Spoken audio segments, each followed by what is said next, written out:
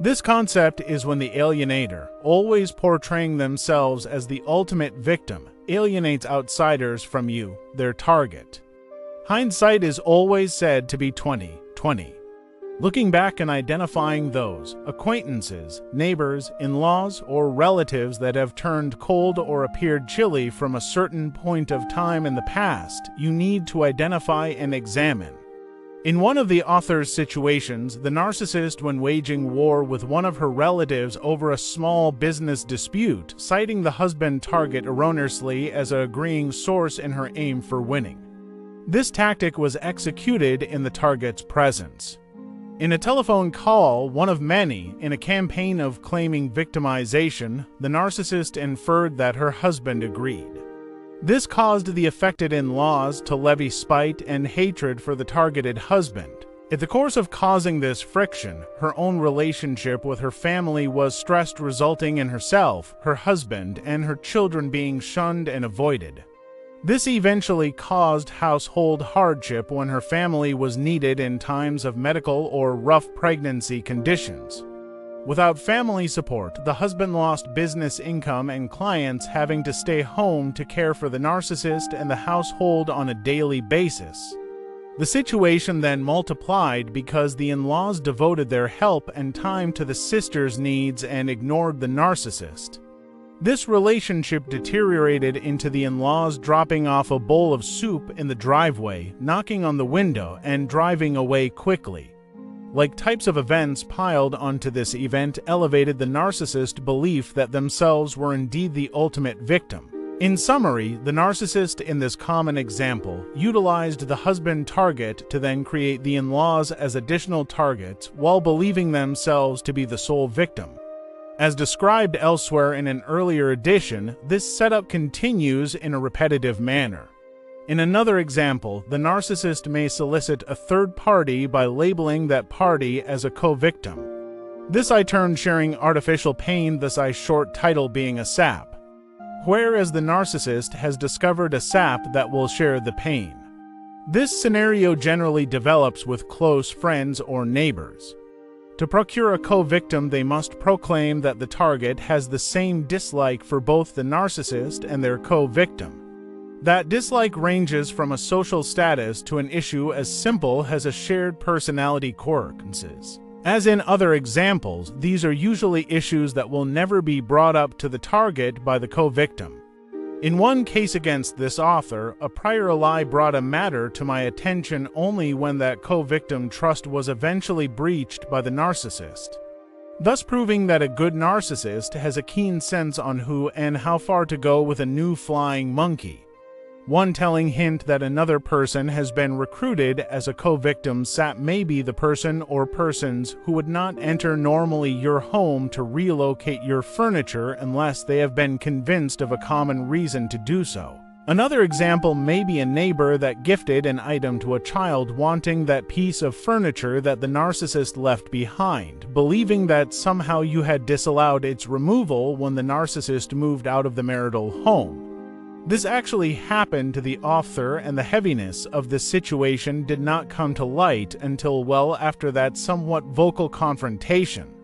In this case, the co-victim was clearly set up and used against the target.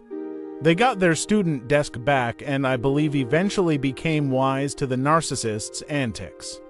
If your circumstances resemble the above, seek professional help and guidance. This narcissistic trait usually exists, but not all that evident until a family unit develops and co-incomes are necessitated.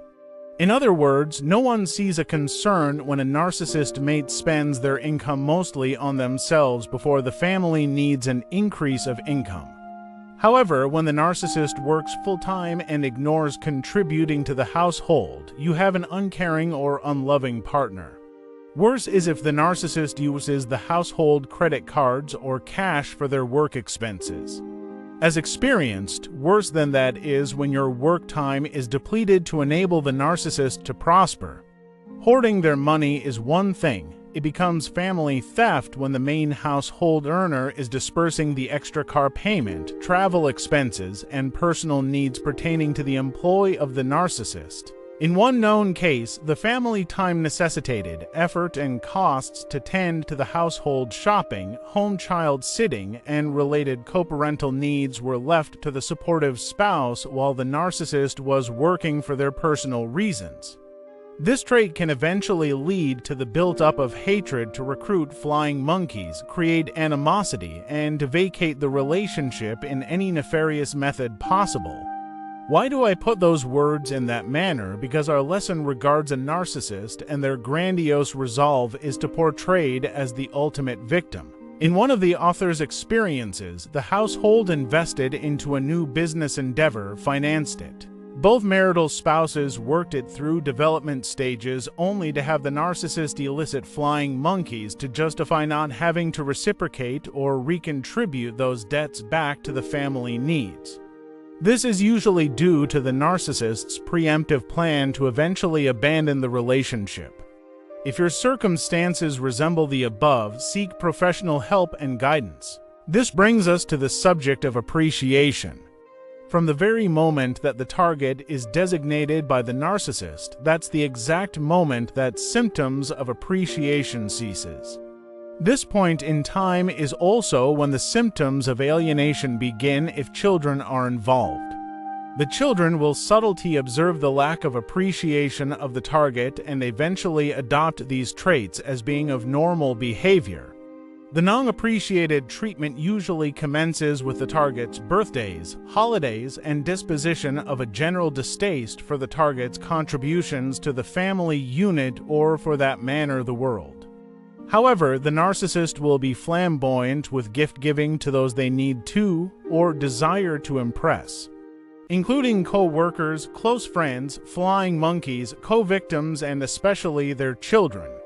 The children are often embellished with towers of gifts. An average Christmas can easily entail 30, 40, 50 separate gifts for each child. These subliminal messaging to the children introduces them to be non-appreciative and leads to alienation of the targeted parent.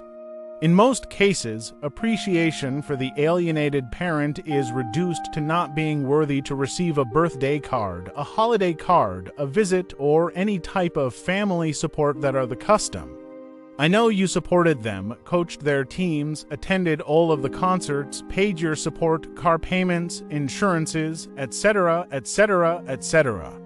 You've heard all the I'm sorries for the lies that they got caught in, the chores you were equally entitled to be done ignored, and so on. My ex even chastised me by telephone because I didn't show an interest in subjects that I had no prior knowledge of because my kids ceased sharing with me happenings in their lives. I joke that I must have misplaced my crystal ball. Perhaps your experiences differ, truth be told, and why I wholly recommend mailing those cards, regularly sending those texts, and emailing them. Your children are just additional flying monkeys just like all the others set against you. Your children are victims. If your circumstances resemble the above, seek professional help and guidance. Sadly, experts that I researched most widely agree that victims of narcissism from childhood into adulthood may tend to repeat the symptoms onto others later in life, commonly using narcissistic tactics involving their own children. This is one of my motivations for writing these episodes, probably number one. It has been described as more of a learned hereditary than one of genetic hereditary. Most targets of a narcissist I've come across hope and pray that he or she is the ending victim of such psychological carnage. If your circumstances resemble the above, seek professional help and guidance.